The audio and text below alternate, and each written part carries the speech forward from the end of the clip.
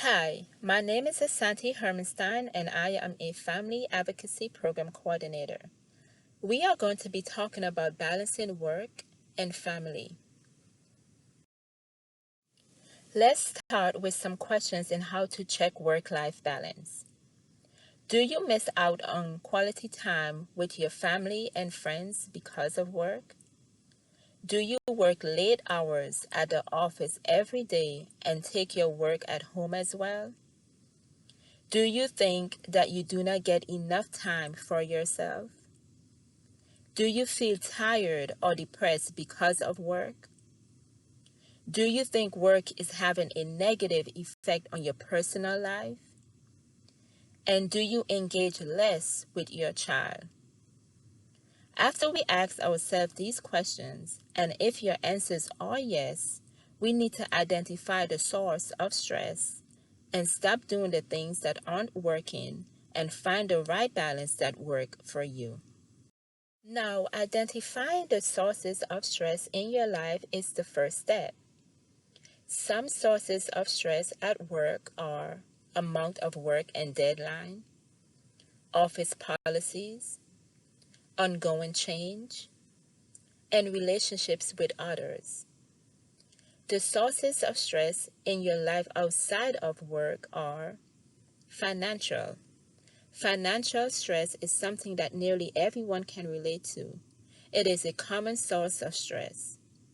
Relationships, children, marriage, and too many commitments.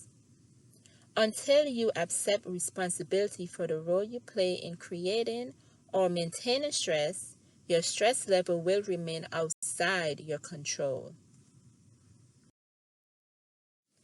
Now let's talk about taking care of yourself. What is self-care? Self-care is taking care of your mental, emotional, and physical health. Try to get enough sleep. Now, if you are experiencing trouble sleeping, make sure that you have a quiet, relaxing bedtime routine and try to stick with a consistent schedule. It is really important to figure out what works for you and then use that in your life as your self-care routine.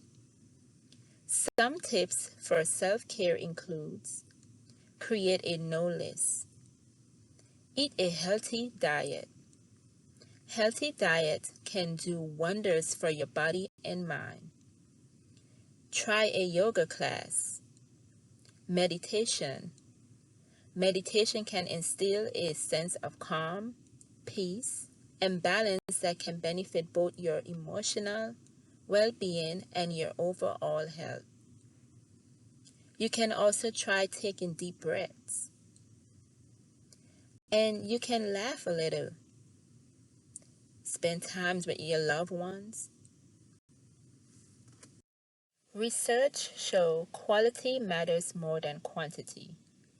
Some benefits of quality time are the essential to creating strong bonds, love, and connections with your family. It decreases risk of kids getting involved in dangerous activities, and kids who participate in family time get better grades. Now let's discuss some family time. Set aside a certain day and time for your family. Consider shutting down electronic devices. And plan special activities with your family as well. How to balance parenting and housework. As a parent, juggling the task of maintaining a household and raising kids could be challenging. Now, here are some reminders as you juggle parenting and household tasks. For your younger kids, adjust bedtime and wake up time schedule and try to be consistent with the schedule. Assigning your children chores can definitely take some stress off as a parent. However, it can also help build life skills and teach responsibilities. Start chores young, perhaps around age 2, And always give chores that are safe and age appropriate. For example, my 3-year-old, I'm teaching him a small lesson in the value of work. After he's finished playing with his toys, he knows it is his responsibility for cleaning up and putting away his toys. And he is doing an excellent job without me or his dad reminding him to put away his toys. This is done on a consistent basis as well. Now, for your older kids, discuss schedule change, set expectation, and also assign tasks as well. Some benefits of chores are feel needy, learn responsibility, as I mentioned before. Assigning your children chores is important for teaching life skills and responsibility and can definitely help preparing them for the real world. It can also teach independency, where it demonstrates that you trust them to complete a task. It creates work ethic, and also you get more family time. Do not expect perfection. If your young child can work alone, make your expectation clear and praise good work. They will be motivated to keep at it. Dividing household responsibility. Start planning by jointly writing down a full list of household tasks. For example, financial, shopping, planning, childcare, transportation, home maintenance, and cleaning. This will ensure you are dealing with 100% of your tasks and nothing gets overloaded. Get rid of the idea of 50-50. Discuss priorities. Ask yourself, which task do I want to own? It is important to recognize what you personally want to keep. Perhaps you love cooking and preparing family meals, or maybe cleaning. Some responsibilities may be relaxing. Divide responsibility based on strengths and consider rotating, where you divide the tasks and each of you take responsibility for those assigned to you. For example, my husband loves to cook family dinner, whereas I love cleaning and putting things in order. Consider rotating. Take turns as to who does what. Be flexible. Touch base each week and get your kids involved. Mental load is a term for the invisible labor involving in managing a household and family. It's a project manager for the household and a mother predominantly taking on the role. Some of the things you can do to prevent mental load are: talk to your partner. Have an open, direct conversation together about the mental load, how it affects you, and why you want to change that dynamic.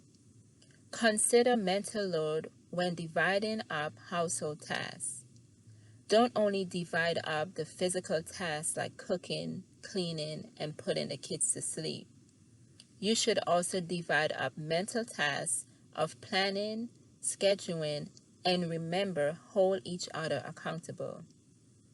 Resist the temptation to take over a task your partner is responsible for. Remember, you need to be able to trust your partner to get things done. And if you care about something being done a certain way, you can explain why it is important to you. Acknowledge the mental load and give yourself grace. Check in with each other and be patient with each other. Learning how to share mental load will take time, and mental load will take a lot of adjustments. Here are some ideas for a healthy communication. Set aside specific time to talk. Don't blindside. Use I message to communicate your feelings. Be an active listener. Don't belittle. Forget keeping scores. Observe nonverbal cues and tell them what you need from them and make a clear request. How can you make sure that every family member is on board and attentive to the schedule and ensure that you don't overschedule or take on more than what you can handle to begin with?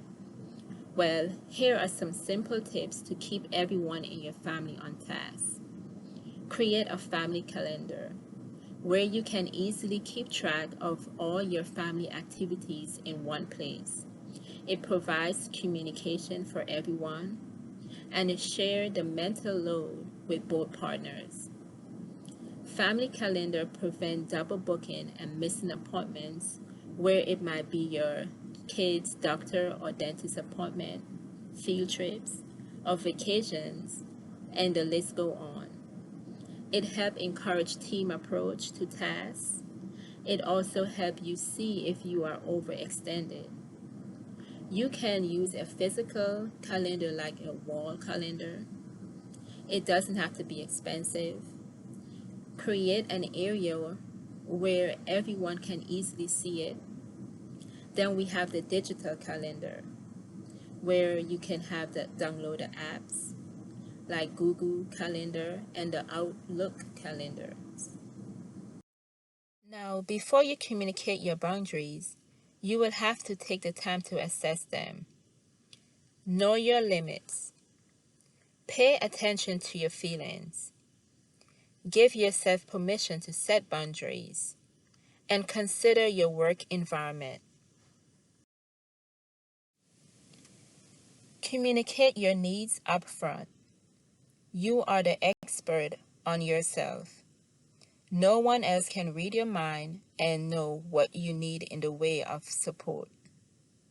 You can start by, what time do you need to leave the office by? Are you comfortable with receiving emails or phone calls after hours? Can you work weekends or evenings? And consider what's a work emergency.